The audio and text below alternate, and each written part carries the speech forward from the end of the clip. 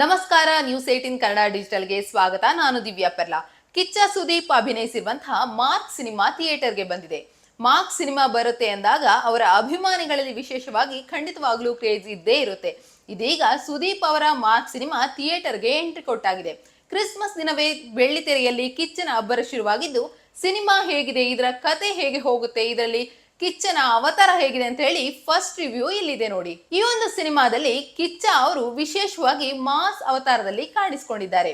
Suspension ನಲ್ಲಿರುವಂತಹ police officer ನ ಪಾತ್ರವನ್ನ ಕಿಚ್ಚ ಸುದೀಪ್ ಮಾಡಿದ್ರು ಕೂಡ ಇಲ್ಲಿ ಸಸ್ಪೆನ್ಷನ್ ನಲ್ಲಿರೋ ಕಾರಣದಿಂದಾನೇ ಯೂನಿಫಾರ್ಮ್ ಅಲ್ಲ, ಬದಲಾಗಿ ಮಾಸ್ ಸ್ಟೈಲಿಶ್ ಅವತಾರದಲ್ಲಿ ನಟನನ್ನ ಕಾಣಬಹುದು. ಇನ್ನೊಂದು ಏನು ಅಂತ ಹೇಳಿದ್ರೆ, ಕಳೆದ ವರ್ಷ ಇದೇ ಟೈಮ್ ನಲ್ಲಿ ಮ್ಯಾಕ್ಸ್ ಸಿನಿಮಾ ಬಂದಿತ್ತು.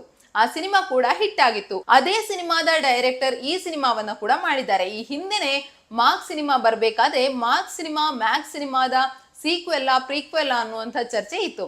ಇದಕ್ಕೆ ಈಗಾಗಲೇ ಕಿಚ್ಚ ಸುದೀಪ್ ಅವರು ಹೇಳಿದ ಹಾಗೇನೆ ಈ ಸಿನಿಮಾ ಸೀಕ್ವೆಲ್ ಅಲ್ಲ, ಆದ್ರೆ ಈ ಸಿನಿಮಾಗಳಲ್ಲಿ ಮೇಕಿಂಗ್ ನಲ್ಲಿ ಏನೋ ಒಂದು ಸಿಮಿಲಾರಿಟಿಯನ್ನ ನಾವು ಗಮನಿಸಬಹುದು. ಸಿನಿಮಾ ಬಹುತೇಕ ಕತ್ತಲಲ್ಲೇ ಶೂಟಿಂಗ್ ಆಗಿದ್ದು, ಇಲ್ಲಿ ಕಿಚ್ಚ ಸುದೀಪ್ ಅವರ ಸ್ಟೈಲ್ ಇರ್ಬೋದು, ಅವರ ಆಕ್ಷನ್ಸ್ ಇರ್ಬೋದು, ಡೈಲಾಗ್ಸ್ ಇರ್ಬೋದು, ಇವೆಲ್ಲವೂ ಕೂಡ ಪ್ರೇಕ್ಷಕರ ಮನಸ್ಸನ್ನ ಗೆಲ್ಲುತ್ತೆ. ಸಿನಿಮಾದ ಆರಂಭದಲ್ಲಿಯೇ ಮಕ್ಕಳು ಕಿಡ್ನಾಪ್ ಆಗುವಂತಹ ಒಂದು ಸೀಕ್ವೆನ್ಸ್ ಬರುತ್ತೆ. ಈ ಕಾಣೆಯಾಗಿರುವಂತಹ ಮಕ್ಕಳು, ಈ ಕಿಡ್ನಾಪ್ ಆಗಿರುವಂತಹ ಮಕ್ಕಳನ್ನ ಹುಡುಕೋದು ಮಾರ್ಕ್ನ ಕೆಲಸ. ಈ ಮಕ್ಕಳನ್ನ ಮಾರ್ಕ್ ಹೇಗೆ ಹುಡುಕ್ತಾನೆ ಅನ್ನೋದು ಸಿನಿಮಾದ ಕತೆ. ಅದೇ ರೀತಿ ಇನ್ನೊಂದು ಕಡೆ ರಾಜಕೀಯವಾಗಿ ಸಿಎಂ ಕುರ್ಚಿಗಾಗಿ ನಡೆಯುವಂತಹ ಒಂದು ಕುತಂತ್ರಗಳಿರ್ಬೋದು, ಅದೇ ರೀತಿ ಇನ್ನೊಂದು ಕಡೆ ರೌಡಿ ಗ್ಯಾಂಗ್ ಇರ್ಬೋದು, ಒಂದು ಪ್ರೀತಿಸ್ತಿರುವಂತಹ ಜೋಡಿ ಓಡಿ ಹೋಗೋದಿರ್ಬೋದು, ಇವೆಲ್ಲವೂ ಕೂಡ ಒಂದು ಪ್ಲಾಟ್ ಗಳನ್ನ ಕ್ರಿಯೇಟ್ ಮಾಡ್ತಾ ಹೋಗುತ್ತೆ.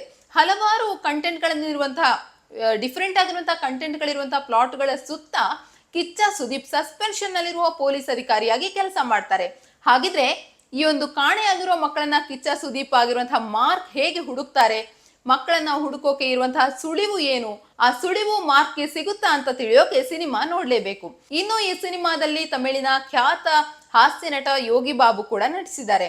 ಯೋಗಿ ಬಾಬು ನಟಿಸಿದ್ರೆ ಸಾಮಾನ್ಯವಾಗಿ ಹೀರೋ ಜೊತೆಗೇನೆ ಎಂತ ಸೀರಿಯಸ್ ಸಿಚುಯೇಷನ್ ಅಲ್ಲಿ ಕೂಡ ಒಂಚೂರು ಲೈಟ್ ಆಗಿ ಕಾಮಿಡಿ ಇದ್ದೇ ಇರುತ್ತೆ. ಆದ್ರೆ ಈ ಸಿನಿಮಾನ ಗಮನಿಸಿದ್ರೆ ಯೋಗಿ ಬಾಬುಗೆ ಅಷ್ಟಾಗಿ ಸ್ಕ್ರೀನ್ ಸ್ಪೇಸ್ ಇಲ್ಲ, ಆದ್ರೆ ಅವರು ಬಂದಿರುವಂತಹ ಸೀನ್ಗಳಲ್ಲಿ ಅಲ್ಪ ಸ್ವಲ್ಪ ಕಾಮಿಡಿ ಸಿಗುತ್ತೆ. ಈ ಸಿನಿಮಾದಲ್ಲಿ ಮೊದಲೇ ಗಮನಿಸಂತೆ ನಮಗೆ ಟ್ರೈಲರ್ ನೋಡಿದ್ರೆ ಗೊತ್ತಾಗುತ್ತೆ, ಇದರಲ್ಲಿ hero love story, heroine chemistry ಇಂಥವೆಲ್ಲ ಯಾವುದು ಇಲ್ಲದೆ ಇದ್ರೂ ಕೂಡ ಕಿಚ್ಚ ಈ ಒಂದು ಸಿನಿಮಾದಲ್ಲಿರುವಂತಹ ಮುಖ್ಯವಾಗಿ ಮಕ್ಕಳು ಕಿಡ್ನಾಪ್ ಆಗಿರುವಂತಹ ವಿಚಾರ ಏನಿದೆ, ಇದನ್ನ ಹುಡುಕೋದು, ಆ ಮಕ್ಕಳನ್ನ ಹುಡುಕೋದು, ಅದನ್ನ ಬ್ರೇಕ್ ಮಾಡೋದೇ ಈ ಸಿನಿಮಾದ ಮುಖ್ಯ ಕಂಟೆಂಟ್. ಅದೇ ರೀತಿ ಈ ಸಿನಿಮಾದಲ್ಲಿ 3 ಹಾಡುಗಳು ಬಂದಿದ್ದು, ಇನ್ನೊಂದು ಮಕ್ಕಳು ಹಾಡುವಂತ ಚಿಕ್ಕ ಹಾಡು ಕೂಡ ಬಂದಿದೆ. ಮಸ್ತ್ ಮಲೈಕಾ ಅಂತ ಸಾನ್ವಿ ಸುದೀಪ್ ಅವರು ಹಾಡಿದ ಹಾಡಂತೂ ಈ ಸಿನಿಮಾಗೆ ಸಿಕ್ಕಾಪಟ್ಟೆ ಪ್ಲಸ್ ಪಾಯಿಂಟ್. ಸಿನಿಮಾದಲ್ಲಿ ರಾಜಕೀಯದಲ್ಲಿ ಕೂಡ ಕುತಂತ್ರವನ್ನ ಮಾಡೋದು, ಅದೇ ರೀತಿ ರೌಡಿ ಗ್ಯಾಂಗ್ ನಲ್ಲಿಯೂ ಅಲ್ಲಿ ಕೂಡ ಒಳಸಂಚು ಮಾಡುವಂತವರು, ಅದೇ ರೀತಿ ಈ ಒಂದು ಪೊಲೀಸ್ ಟೀಮ್ ನಲ್ಲಿ ಕೂಡ ಒಳಸಂಚು ಮಾಡಿ ಮಾರ್ಕ್ಗೆನೆ ಎದುರು ನಿಲ್ಲುವಂತಹ ಒಂದಷ್ಟು ಜನ, ಇವೆಲ್ಲವುಗಳ ಮಧ್ಯೆ ಸಸ್ಪೆನ್ಷನ್ ನಲ್ಲಿ ಇದ್ರೂ ಕೂಡ ಮಾರ್ಕ್ ಯಾವ ರೀತಿ ಈ ಒಂದು ಕಾಣೆಯಾಗಿರುವ ಮಕ್ಕಳನ್ನ ಹುಡುಕಿ ತರ್ತಾರೆ ಅಂತ ಹೇಳೋದು ಈ ಸಿನಿಮಾದ ಕತೆ. ಎಲ್ಲ ಒಳಸಂಚಿನ ಮಧ್ಯೆಯೂ ಮಾರ್ಕ್ ಪಾತ್ರ ಯಾವ ರೀತಿ ಕಾಣೆಯಾಗಿರುವ ಮಕ್ಕಳನ್ನ ಹುಡುಕುತ್ತೆ, ಅವರನ್ನ ರಕ್ಷಿಸುತ್ತೆ ಅನ್ನೋದು ಕೊನೆಯಲ್ಲಿ ಕ್ಲೈಮ್ಯಾಕ್ಸ್ ನಲ್ಲಿ ಕುತೂಹಲ ಹುಟ್ಟಿಸುತ್ತೆ.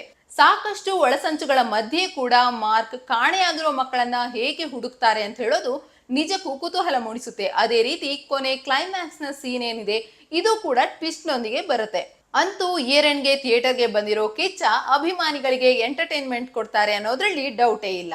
ನಿರ್ಭೀತ, ನಿಷ್ಪಕ್ಷಪಾತ, ವಿಶ್ವಾಸಾರ್ಹ ಸುದ್ದಿಗಳಿಗೆ ಮತ್ತೊಂದು ಹೆಸರಾಗಿರುವ ನ್ಯೂಸ್ 18 ಕನ್ನಡ ಈಗ ಆಪ್ನಲ್ಲೂ ಲಭ್ಯ ಇದೆ. ದಯವಿಟ್ಟು ಈ QR ಕೋಡ್ ಸ್ಕ್ಯಾನ್ ಮಾಡಿಕೊಂಡು ಆಪ್ ಡೌನ್ಲೋಡ್ ಮಾಡೋದಕ್ಕೆ ಮರಿಬೇಡಿ. ನಿಮ್ಮ ಬೆಂಬಲ ಸದಾ ಹೀಗೆ ನಮ್ಮೊಂದಿಗಿರಲಿ. ಧನ್ಯವಾದ.